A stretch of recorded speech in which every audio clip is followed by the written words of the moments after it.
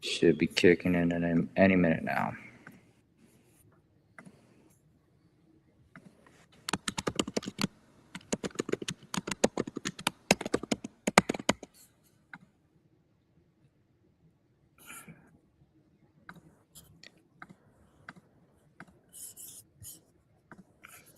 Let's see if we got.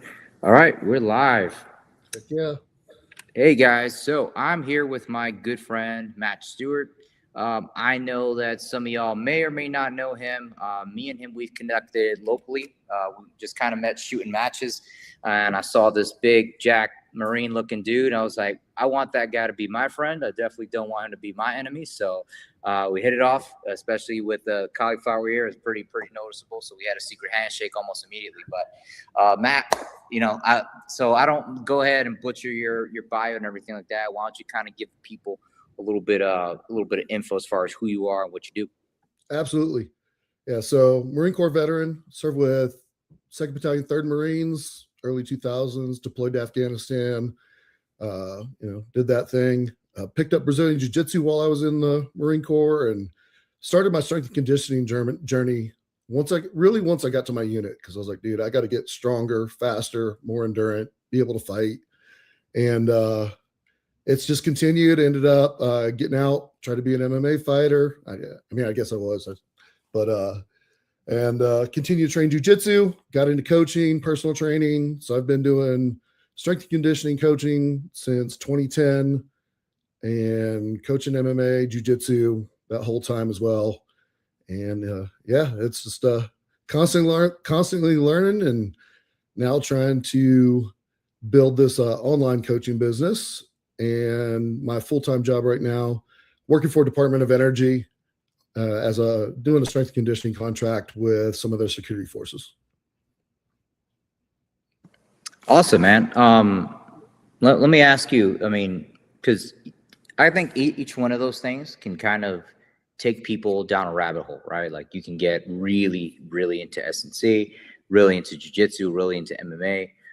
You shoot competitively as well. So it's like each one of these things can be something that can consume somebody's life. So what was it? Which one did you say? Which one would you say kind of came first? And from that, what was the experience that kind of led you that direction? So first was strength and conditioning. I'd never been exposed to any formal strength and conditioning. Decided to join the Marine Corps, and I was like, dude, I'm not in good enough shape. So went down to the local library, grabbed some books, and started doing some of the workouts in them. Got to my unit, and I'm like, dude, I got to learn more. And my roommate was a huge fan of Bruce Lee. He had Bruce Lee's book, Art of Expressing the Human Body. And I was on duty one day, read the whole thing, and ended up just picking a routine and hammering at it. Looking back, that book is objectively terrible strength and conditioning knowledge, but it got me started. And then I just got obsessed. I was reading everything, trying to apply everything. The old SureDog strength and conditioning forums became a really good resource for me. And then, of course, once I actually got into coaching, now I'm working with a huge variety of people. Like I've worked with people from, middle school kids all the way up to 80-year-olds with cancer, fighters, military, police. I've got some, was fortunate to work with A&M track and field. I've got some Olympic gold medalists under my belt. So it's a very wide variety. In the last few years, I've been working in the tactical. Before I came down to this job, I was working with the Army's H2F program, Holistic Health and Fitness. And so, it was cool to be back in working with the military, working with soldiers, and trying to change that culture and really help those guys out. But at the very root of everything, it's like, yeah, I was trying to look like Arnold on the cover of Predator, but it's always performance first. It's like, I need to be able to do all the things that I want to do and do them at a high level and do them for a long period of time. What would you say is kind of like, because everybody's got their thing, right? Everybody's got something. It's like one of my old coaches. He said, fitness training is a science and it's a belief. And I think that you get people thinking about, you get a bunch of trainers together, you get them basically discussing, like, borderline fistfights will break out as far as like what people think is important, right? So with that in mind, like, what do you find for you? I mean, you've Mhm. obviously worked with a diverse audience. For you, what is your core belief in terms of strength and conditioning, in terms of training? What is the core belief that governs what you do and how you do it? Yeah. So, actually just made a post about this, but at the very, very root of it, the three things that you have to get success in the gym and fitness, right, is going to be consistency, intensity, and a plan, right? It's got to be consistent work done over a long period of time. And really, that's anything you want to get good at, right? Intensity, it has to be hard enough to cause the body to change. The body doesn't want to change. So you have to actually train with intensity. And, I've been in a lot of gyms for a lot of years, and most people train with the intensity of a wet paper bag, and then they don't get results, right? And then you need a plan, right? Depending on what you have going on, it can be more or less strict, but you need to know where you're at, where you're trying to go, and like the steps that you need to go to get there. Once we get into that, like, so that's like the very base. And then like there you have your big movements, you need to train those big movements. You need to train all the energy systems, and you've got to do it in a way where you're managing the overall load so that you can progress and recover and stay healthy. Because it doesn't do any good to just drive yourself into the ground and break yourself, and then you can't train and do the things, right? And within that, I mean, there's a ton of different systems, and a lot of them work. There's a few out there like fictional patterns, go to a lot of these goofy ass shit. I'm like, dude, this is just people that were bad at the gym that decided to go do some weird shit. And they're like, I'm able to do this and no one else. I'm like, yeah, but you still run a 8-second 40, bro. Yeah. And so yeah, you've got to load the body and you've got to stress it. And then depending on what you're training for, coaches, we have what's called a needs analysis, right? I'm going to look at the activity, the sport, the job, whatever I'm doing, whether it's jujitsu, special operations, it's, USPSA shooting. I'm going to look at what are the energy demands, what are the movements involved, what are the time domains, and I'm going to see where are the areas that really push performance, and then also where are the areas where people really lack and that pull their performance down. And then I build that program around it. So with that, I mean, what do you think is kind of the big mistake that people make? Because this is a difficult thing, right? This is just like any time people dedicate anything to time and money, resources, when they try to throw it at an activity in order to get better. It's like almost anything that has a consistent adherence is going to work, Mhm. right? And so with that, like, how do we get people to recognize, as far as like, what's the thing that works over time, and not something that's just gonna, or something that you're gonna pick up for a little while, you're gonna get some benefit from it, but then eventually you're gonna go put that down. How do you get people essentially to be smart enough consumers to where that's what they're thinking about, that they're not thinking about like, oh, getting shredded for the summer, they're thinking about having a career path with their training? I think it comes down to having that why. Like, what's that driving purpose behind everything? Like, and kind of ties into identity. I always encourage people to have an activity or something that they're training for, right? The training gives a feedback loop. So, what I did in the gym, on the road, on the trails, whatever, then how does that improve or degrade my performance in what I'm actually trying to do, right? And then if you're doing the right things, so let's say jujitsu, I'm training in the gym, I'm doing my strength and conditioning, and I'm seeing myself be able to train for longer. I can burst more. I'm stronger on the mats. Well, that's going to motivate me to keep doing those things to continue to improve in that activity that I'm wanting to do. And then also having an eye for the long term, right? That's probably the hardest point, because when you're 25, you can go super hard doing whatever and recover the next day and go back and do it again.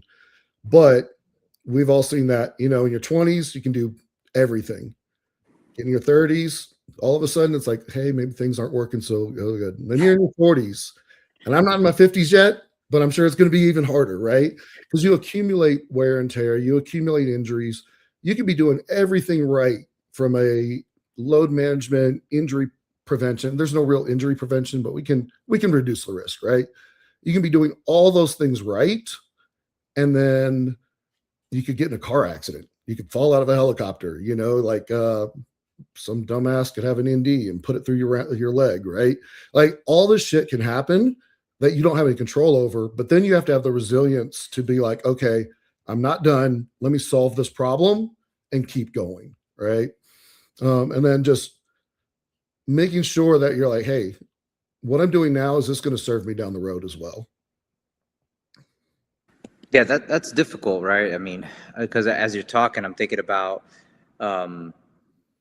like, I learned these lessons as well, but a lot of the times it's like you learn them the hard way, Mm-hmm. and it's difficult to get people to recognize, as far as like, um, you don't have to go the hard route. You don't have to like have some type of orthopedic surgery before you realize, like, okay, there's ways to train in such a way that does destroy my body.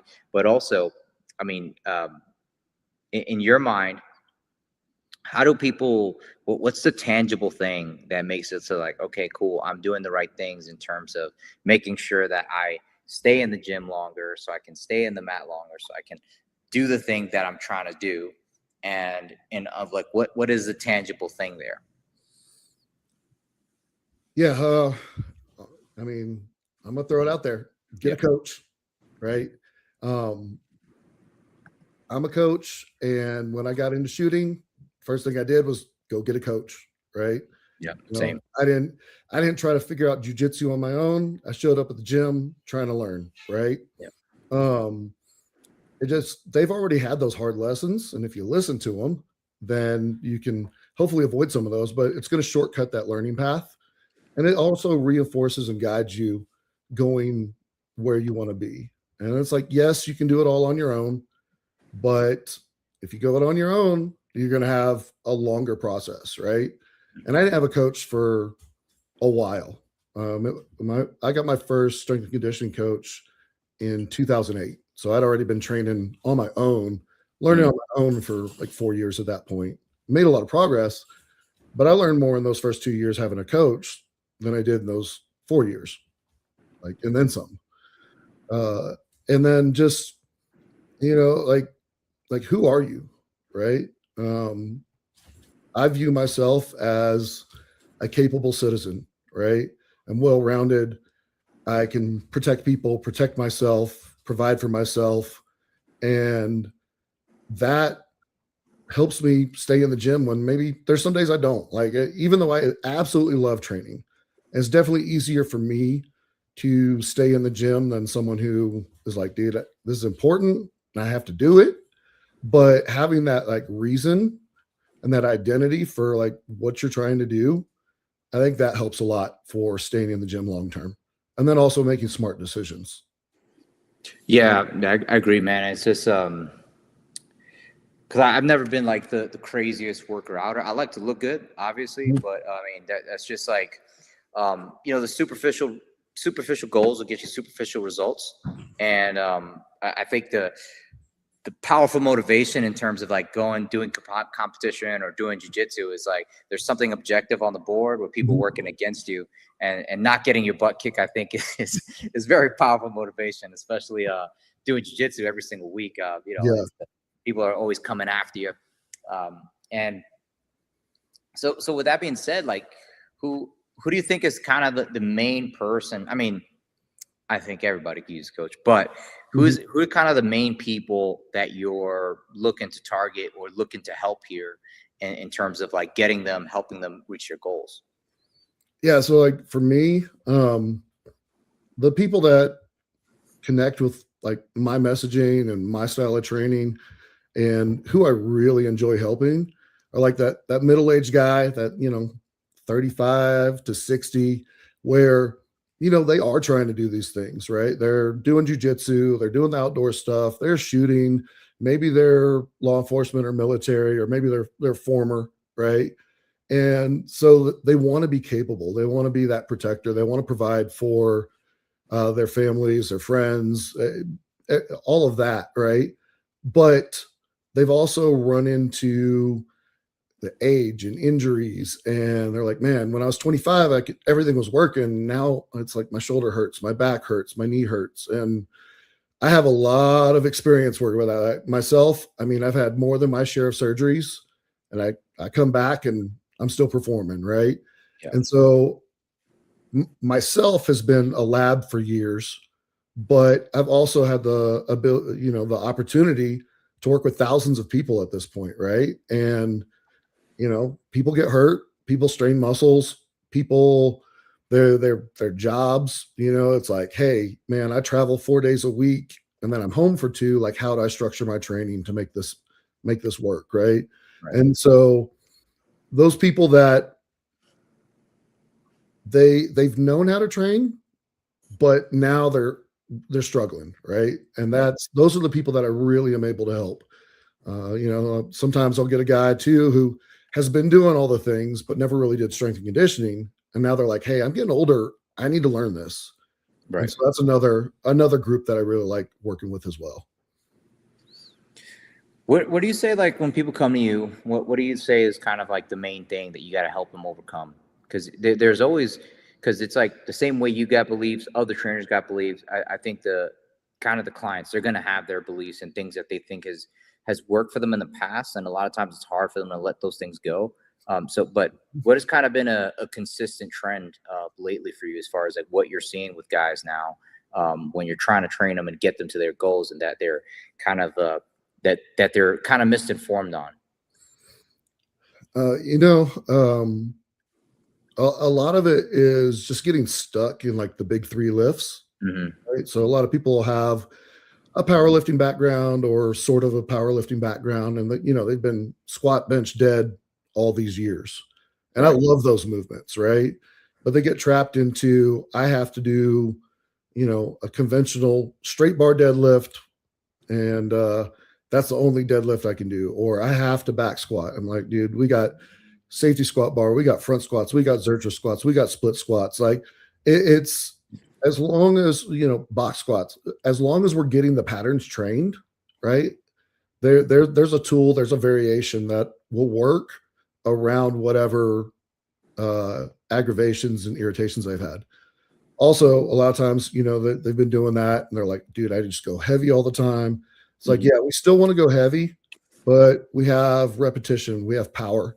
Power work's probably the thing that gets trained the least. Like, no one's out there throwing med balls, doing speed work with the barbell, jumping, doing those things. And then if you haven't done it in a long time, bringing that back into your training needs to be done pretty carefully, because, it's intense, and that rapid stretch reflex of anything explosive can be pretty hard on the body. So we've got to build up to it with appropriate volumes. Other things are just like moving in different directions, moving sideways, rotating, single leg stuff, single arm stuff. And a lot of that's been neglected. So starting to integrate that. I integrate a lot of mobility work into like the warm-ups and sometimes on the cool downs. Yeah. A lot of my guys, I program a full-on like mobility day, and it's not crazy. It's like 15 minutes, right? But one of the guys the other day, he was like, bro, I touched my toes today at jiu-jitsu. I haven't touched my toes in 6 years. Like stuff like that is actually pretty huge, right? Yeah. And then also just like understand that progress isn't necessarily just weight on the bar. Yeah. It's technique, it's range of motion. speed of the bar. There's a lot of ways to measure that progress. And then also just understanding that when you're older, the progress gets less and less linear. And so sometimes guys will beat themselves up. They're like, dude, I'm like, it's not really where I'm like, dude, you traveled 18 of the last 23 days and you still got a bunch of workouts in. And yeah, you didn't necessarily get the whole workout, but you were getting them in. You're still making progress. It's like before you started working with me, you would have gotten 0 workouts in that time frame. Yeah, that's huge too. I think having somebody to come back and report back to. I mean, I'm sure it's not like very knife hand kind of that style of coach and that high school type of power coach, No. But it's I think just because there's so much power in that accountability factor. I think people really underestimate that when it comes to coaching. Like even when I was or using an app for workout programming, just the fact that there's a leaderboard there keeps me motivated to like go ahead and make sure I put something on the board. Yeah. And even if it's not the number 1 spot, at least it's a spot that people who didn't post is not don't occupy, right? So what do you feel like is kind of something? I mean, we kind of talked about kind of the generic questions most people kind of already beaten to death, but there's got to be areas about training in general that you feel like, why aren't people talking about this? And kind of like it's just kind of overlooked because a lot of times we're catering to what people want. So with that in mind, what are the things about training that you feel like people should talk more about, but they're not? In the strength and conditioning coaching world, a lot of coaches have forgotten about the C in S&C. They don't talk about conditioning, right? There's a ton of coaches that know how to get people brutally strong. And then you start talking about energy systems and cardio and conditioning, and they're fucking lost. Especially, I saw it a lot with H2F. We had a lot of coaches coming in from college, and we had some super smart people, but they just didn't have enough time on the conditioning side of things, right? And there's a difference between like cardio and conditioning. So cardio, we're talking the cardiovascular ability of the heart to provide, blood and oxygen to the working muscles. And conditioning is preparing you for the event that you're doing. So that includes your strength training and the mobility and everything else. It's a little more holistic, right? And I think a lot of people, I think they hear cardio or conditioning and they think endless road work, or they think CrossFit, right? And that's a place where I've really dived into the last probably 10 years. And it's one thing that sets me apart as well. So like when I design a program, first thing I look at is energy systems. So what are the energy systems we need to train? So we have like our aerobic, anaerobic systems, right? So you have your ATP, CP, your super, super short burst. You have your glycolytic, which is, that 0 to 2 minutes, depending on the person. It's 0 to 1 to 2 minutes, right? And then your aerobic is the longer stuff. They all 3 work together concurrently. But then we also have like power, max effort, repetition effort. Like there's all sorts of things there, right? And then how do we put it into the system that works with what we're doing? I'm a big fan of the conjugate system. It works off of dynamic effort and max effort. Then you have your repetition, like bodybuilding style stuff as well. And so you've got conjugate, and within that, there's a lot of ways you can structure it. And then there's Charlie Francis, super famous track coach, and he really popularized a high-low system. So basically, you have a high intensity day followed by a low intensity day, or a couple of them, and so you're waving it through the week. Yeah. Now I've taken that too, and then apply it to what we have going on during the week. So, when I was at Brazos Valley MMA in College Station, and I'm designing strength and conditioning programs, it was great because I was also one of the coaches on the MMA and the jiu-jitsu side and heavily involved with all of that. But, we had hard sparring on Monday. So a lot of times I'd put either max effort or power work on Monday.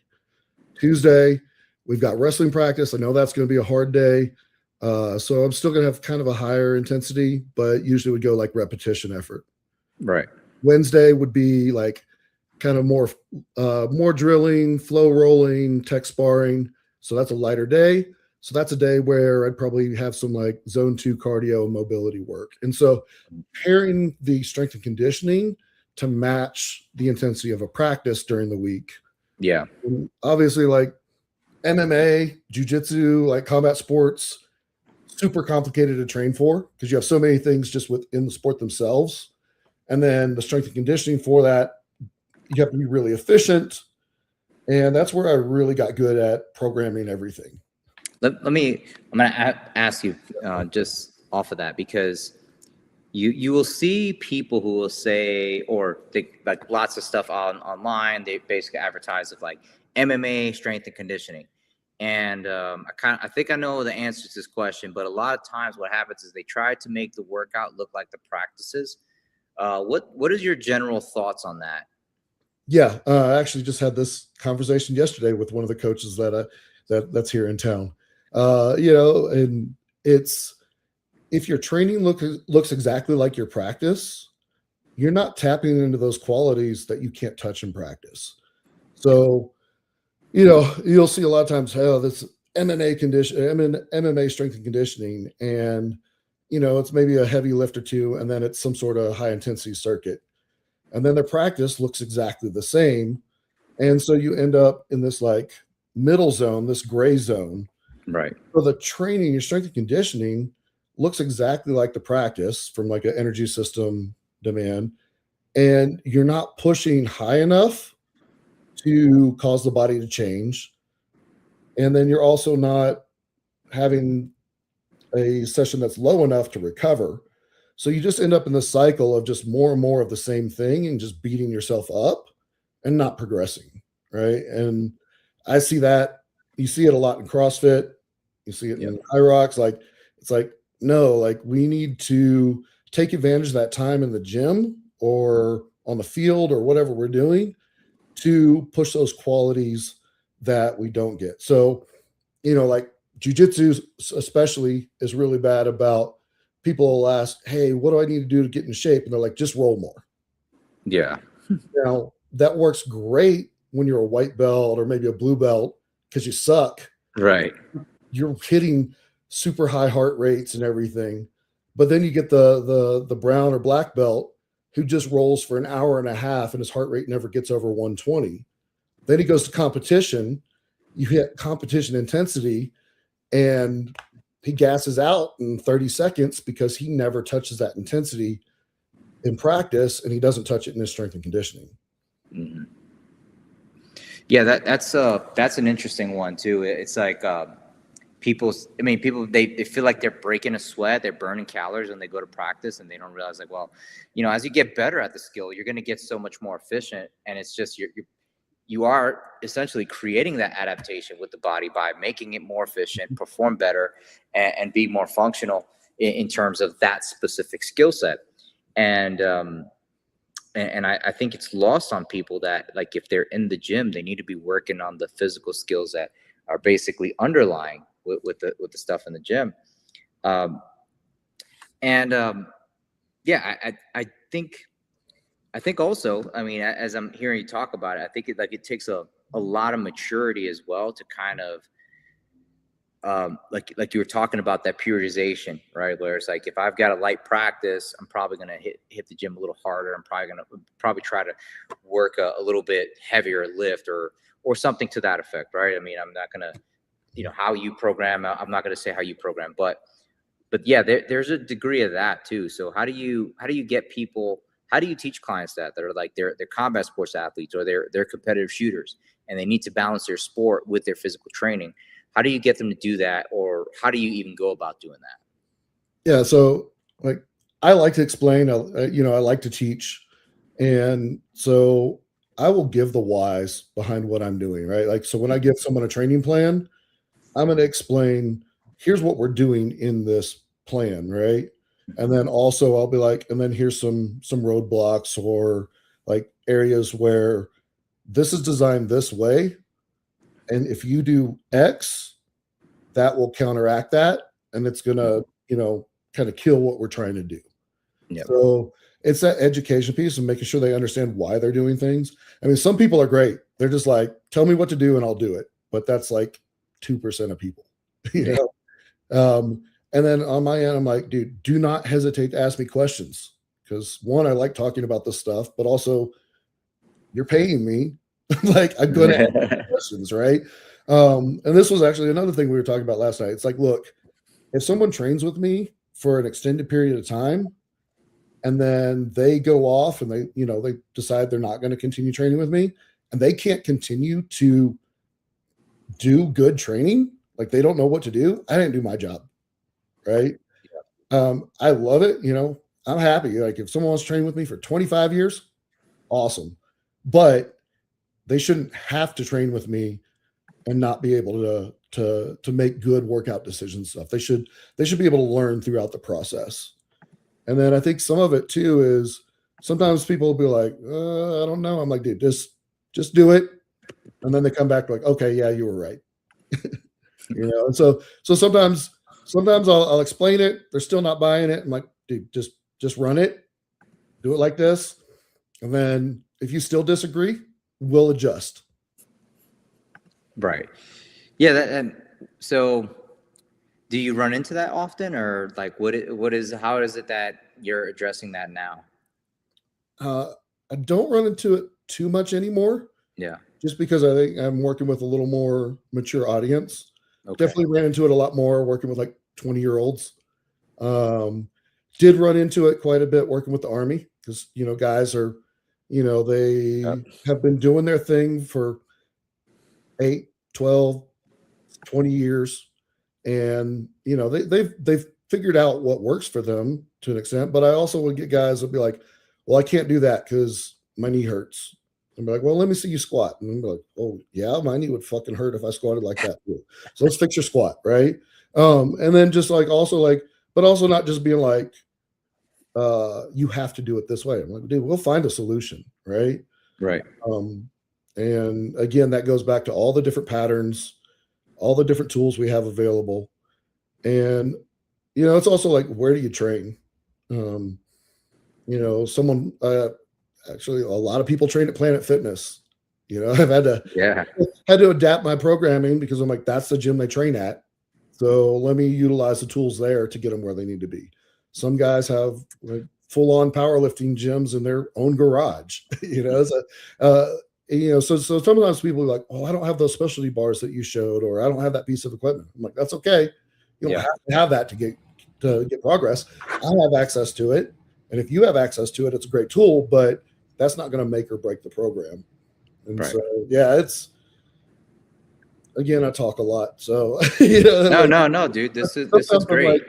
I'm like, guys, if I'm giving you too much, tell me to shut up. Right. This is great because it's like people that like they kind of get these limiting beliefs of like, well, I don't have the world-class gym or something like that, or I don't have 8-foot-high ceilings or something crazy, something that is so arbitrary that has nothing to do with like getting in there and getting good work done. And it kind of goes back to what you were originally saying, that a lot of it really comes down to people, they're just not pushing themselves hard enough in the gym.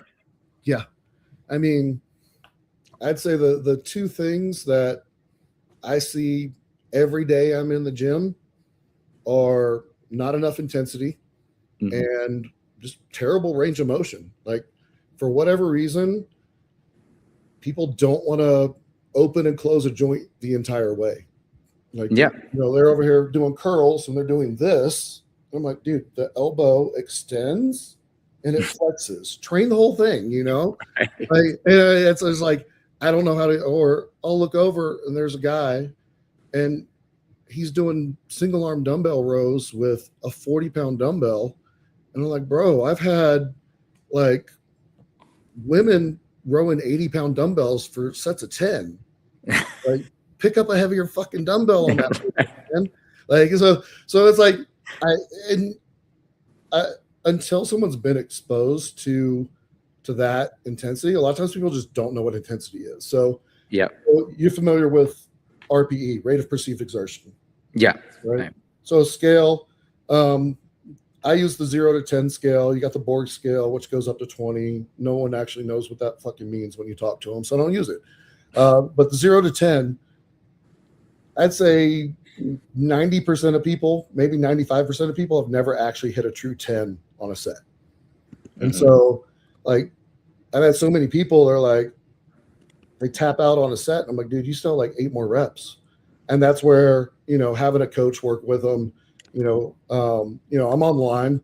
And so that's where I'll have them like film sets occasionally. And I'll be like, okay, yeah, that was actually the right intensity. Or, dude, you need another 20 pounds on that bar. But until people have been pushed, they don't know what they don't know, right? Like, yeah, I don't think I knew what a 10 was until I was in boot camp, and I've got the ruck on my back and we're stepping it out faster than I've ever walked in my life. And we're just going and going and going. And like, okay, this is intensity, right? And then obviously going on, I mean, the hardest day of my life was we had a mission July 3rd, 4th, 2005.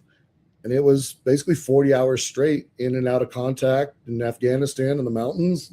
It's 120 degrees. I've got 100 plus pounds of gear, and I'm in an overwatch position all day. So I'm setting up overwatch, running, setting up overwatch, running, just like we ran out of water, ran out of food.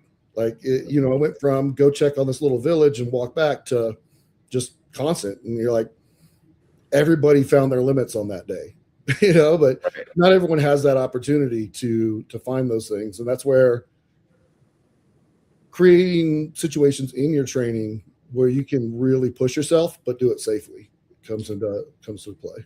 So I've met a lot of people kind of on both sides of this issue. Some people are like, when it comes to specifically physical therapy or occupational therapy, a lot of times they're like, man, it's not really real because all they're doing is getting you strong. And like, if you were focused on getting strong, you probably don't need it. And then some people are like, well, you need some probably because you're just too weak, mate. So there are people on both sides. So got a question about physical therapy. So do you work with any sort of physical therapy practice?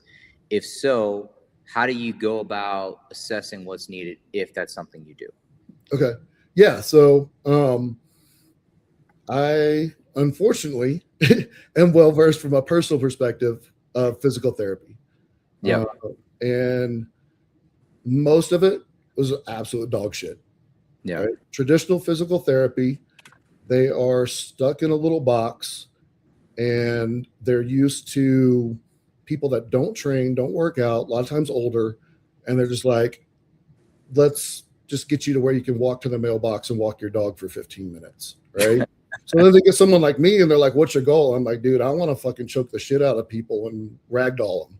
Right. I don't even know what to do with this. So I get told, oh, be careful, be careful, be careful. I'm like, dude, like, I have to prepare to, do the things I want to do, right? So finding physical therapists that actually understand strength and conditioning and are athletes themselves is a game changer. And unfortunately, there's not enough of them. I'm actually super fortunate. I had a knee replacement about 2.5 years ago, had a shoulder replacement last September. And, I'm squatting 350, pulling 500, I'm benching 3 plates, doing 15 pull-ups. But here in town, we have a physical therapy clinic that the physical therapists are athletes and strength and conditioning coaches, and they're able to take that and apply that to their physical therapy. And so they actually understand, like, physical therapy really is just strength and conditioning. Mm-hmm. But obviously you have to be careful with the loading schemes because you have tissue healing times. supporting muscles, and it's it's not as simple as training a healthy high school athlete, right? Right. On my end, I am looking at the movements. I am going to be really big on the load management, but also like what are a lot of those movements that I've learned through physical therapy that are going to apply to what I'm dealing with that client. At the same time, I'm still going to stay in my scope of practice. So if I'm over here, I'm like, okay, did you need to see the physical therapist? You're at the spot where you need to, then I'm going to send someone there and, stay in my wheelhouse. Where I think my specialty really has become is in that bridge program. They've done the initial physical therapy, but now it's not getting them back to full performance. It's not getting them back on duty. It's not getting them back on the field. It's not getting them back on the mats. And there's a gap there. And that's where I've become extremely proficient. It's like, how do I bridge that gap? Knee replacement and the shoulder replacement, I was back on the mats at month 3. Jesus, dude, that's crazy. Not full speed, but I was back on the mats. Yeah. And in addition to the training, nutrition, sleep, there's a lot of, I always get asked about peptides. I didn't use any peptides on those. It was nutrition, training, and sleep. Not saying not to use them, but I was like, dude, I'm just going to do it this way. So could I have come back even faster using them? Maybe. Yeah. But again, like that's an area where I'm learning more, but I'm not coaching people on it or encouraging things one way or another. Someone asks a question, I'll answer what I know. But I don't rely on that, right? Because that's at the end of the day, if the training and the nutrition are off, the peptide's not going to fix the problem. Yeah. That's all those things are great. Like in addition to assuming the sleep is correct, the diet is correct, and I think people don't recognize that lack of injury or or they're sore for 2 days as opposed to 4. Like it's like those things, those factors are what's making like all the stuff that it doesn't seem like effort. But I forget who said, I think it was actually the guy who won the CrossFit Games like 4 times. I forget, not Rich Froning, Matt Frazier. He said if sleep was a performance enhancing drug, that it'd be banned by USADA. Right. Yeah. So as far as like the growth hormone and everything like that, I think people kind of like sleep on that, and they kind of want to get into these supplements, exogenous things that are just kind of, again, like they're supplemental. They don't replace things. They just kind of make what's work better. If that makes sense. Am I off base there? Yeah. No, you're 100% right. Supplements is a supplement to everything else, right? You can't just go like slam a bunch of creatine and pre-workout and take a bunch of whatever and then expect to get the results if the training and the nutrition and the sleep aren't in play. We're talking about sleep, and that it's one of the hardest things, right? Especially like modern society. We have all kinds of things that keep us up late, disrupt our sleep when we are asleep, get us up early, right? Like we have, everyone's working hard, man. Well, not everyone, but most people. I like to believe most people are working pretty fucking hard, right? Yeah. They're going to work. They're doing their things. They're working, take care of their families, and like you doing all that stuff, right? And then, especially when we get into military, law enforcement, fire, EMS, shift work. Iron workers, right? Like shift workers, right? Yeah. Sleep's all fucked up, right? And it's a battle to. I've struggled with sleep for a long time. I definitely, if someone's struggling with it, definitely recommend getting a sleep study. Mm-hmm. And if you get issued a CPAP, fucking use it. Like, I take naps. I'm putting the CPAP on. I travel with my CPAP, like, because otherwise, like, I might as well not even go to sleep. My sleep is terrible without it, right? Yeah. But that's also like a maturity piece of recognizing that this is important. I'm going to prioritize it, and I'm going to do what needs to be done so that I can perform, right? Because we've all done that. You get 3 hours of sleep 6 days in a row, and then you're trying to add 2 plus 2, and you get 7, and then you're like, why did I get 7? Right. But then there's all kind of research like into like injury rates increasing with decreased sleep, long-term cardiovascular disease, increased risk of cancer, cognitive decline, Alzheimer's, dementia, like all this stuff. Like, sleep's when we heal. Right. Yeah, and I think too, it's like, when we're talking about strength conditioning, fitness, a lot of it is really about for all the things that CrossFit does wrong. I back in the early days, what they used to say was like being fit is about being super healthy, and I don't know where they fell off, but like that was something that's stuck with me ever since those days, and I still wholeheartedly believe that. It's like you have to pursue overall good health and then continue to like do that over time, and all of a sudden you're super healthy or fit. Well, I could answer when it fell off. Yeah. What's that? When it became a sport. Yeah. Right. Because end of the day, competitive sport really isn't healthy. At least if you're really trying to push the limits, right? Right. An occasional competition here or there, yeah, but like to perform at the level of the CrossFit Games or to play in the league or try to win a world championship in jiu-jitsu, it's not great for your body. Anytime you're right at the edge of the limits, like again, like if we look at like military, like turns out the infantry, especially special operations, is not great for your body, but it's fucking cool. Yeah. And that's what matters, right? Yeah. It's like there's a trade-off, right? Though, but I'm like, dude, I want to do cool shit. I want to keep doing cool shit when I'm 80, and what that looks like at 80 compared to me at 44 now, or what I was, or when I was 21, it's changed, but I'm still always trying to push the limits of where I'm at. I'm definitely better about managing things so that, whereas, 15 years ago, feel something tweak. I'm like, dude, I just keep pushing. Now I'm like, okay, well, that's it for that movement today, or that muscle group today, on to something else. Or, some days I go in and I'm like, dude, I got nothing, but you know what? I'm going to hit the big rocks. And then if I still feel good, I'll do more. Otherwise, hey, I got the main piece in. So yeah. What's kind of the big thing that if somebody they want to work with you, or they're kind of considering they need to make that physical change, they need to make that leap, what's kind of the biggest piece of advice that you typically find yourself giving people to kind of get them started on the road? It's like make it a non-negotiable. Yeah. Right. It's, I can give you the program, the nutrition, right?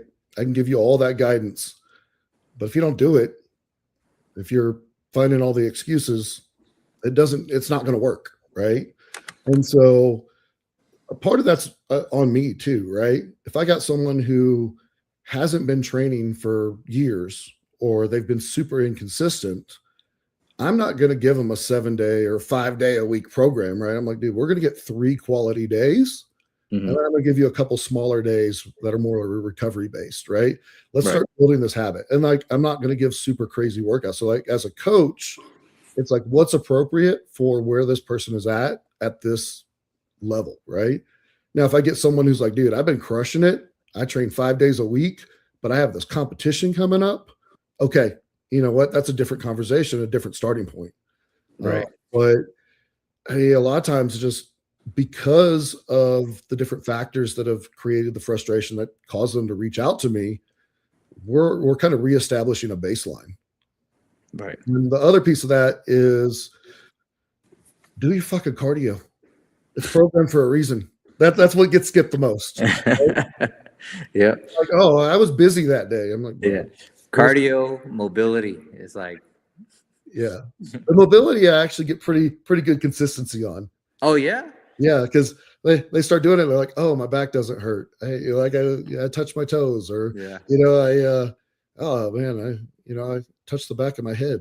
I hadn't done that in a while. Like, there and also like I'm not programming 60 minutes of mobility. It's like if it's just a mobility day, it's 10, 15 minutes. yeah, But the mobility doesn't hurt like or isn't as boring as some of the cardio. I try to make the cardio more interesting, but it's not as fun as loading up the bar and pushing weight. yeah. That's then you get to put that on the gram. Everybody gets to see how big and strong you are. Yeah. Hopefully your family starts to respect you again. But I think another thing that gets guys is comparison to where they used to be. Right? yeah, I mean, I still do it. I'll dude, be for a long time, pretty much every injury I've had in the last 5 years was me trying to be the guy I used to be. Mhm. It's like, and I talk about like used to be's a trap, right? Yeah. Because we grow as humans. So if we're talking just the strength and conditioning side of things, it's like, okay, cool. You deadlifted 600 when you were 28 years old. Then you didn't train for the last 10 years, or, like you can't expect yourself to go pull 600 all of a sudden, right? Yeah. And, if you had some injuries and things like that, that might not be on the cards, but like you can maximize where you're at. But even bigger than that, right? Marine Corps was a huge part of my life. So I'm a Marine, right? Yeah. But I can't, look back and like, that was 20 years ago.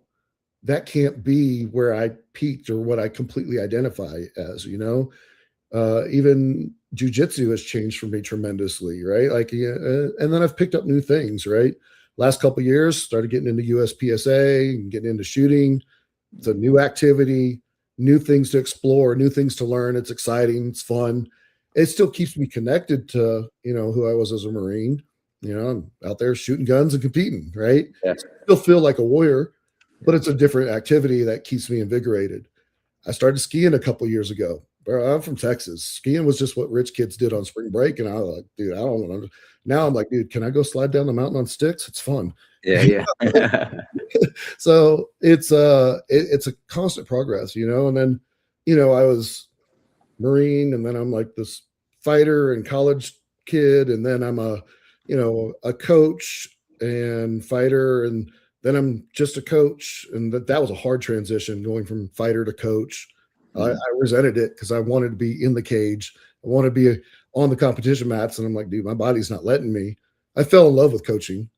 Yeah. And then, I've just the different jobs I've had now, now I'm learning the business thing, and it's cool. Like I think it's important to continue to grow, continue to learn, continue to explore new things, and let your identity continue to change. Because if you get stuck, I mean, we all know the guy who he's 50 years old, he's still talking about the high school state championship. That's kind of sad, man. Yep. Uncle Rico, man, he could have took state. Yeah. I'm like, dude, that's a lot of life in between now and then. Right. So I think that's important as well. Dude, yeah, I love that. I love the idea of just keep on doing, and just kind of like you can never go backwards. The only thing you can do is forward. So just kind of go with grace. Coming up on an hour now. So how do we get people to get in touch with you? So that way they can get some world-class coaching, they can get the results they're looking for, whether they're getting strong for just a gym or for the mat, for the range. How do people get a hold of you, bro? Yeah. So hit me up on Instagram at The Operational Standard. On Facebook, Matt Steward. Shoot me a message. And then there's also a link in the bio to fill out a coaching application as well if you just want to go directly to that. And those are going to be the easiest ways to get a hold of me. And what's that process look like when somebody they get a hold of you, they fill out the form. What's the process look like from there? Yeah. So once I've done that, we'll get on a call. You know, we're going to dig into what they're struggling with, what their goals are, where they're wanting to go. You know, decide if I can help them. And I've had a few people. I'm like, dude, you got to go see your doctor, get an MRI before you work with me. You know, like I have integrity there. I'm not like not going to overpromise, but like I'm like, hey, here's where I can help you. Then you know, if they decide, hey, let's go. I have the training app that I use, so we get them onboarded and you know build out that program, and then inside of it, you know that's where all the workouts are going to be. They can message me, Meekin. Yes, that's correct. And with that, we'll track nutrition. Got feedback form each week. That lets me make adjustments, kind of track how the week's gone. I'm gonna review everything every week, and you know, just be a coach. Let's go. So, yeah. Well, Matt, dude, I appreciate the chat, man. I mean, we got to talk about this some more, especially this part as far as like how you're somehow putting on so much muscle, still staying like as strong as you are, and still getting on the mats and going out and competing. So I definitely want to talk like kind of training life balance with you the next one. But if you guys want to get a hold of Matt, make sure you guys follow him on Instagram at the operational standard, one word. And if you guys want to get a hold of me, I am at JohnV_actual. Guys, thanks for listening. Make sure you guys put your questions, your comments, whatever in the as far as in the comments section, and we'll be in touch soon. Really appreciate it, John. Thank you. Yeah, man. Awesome. Give me 1 second. Let's end the stream.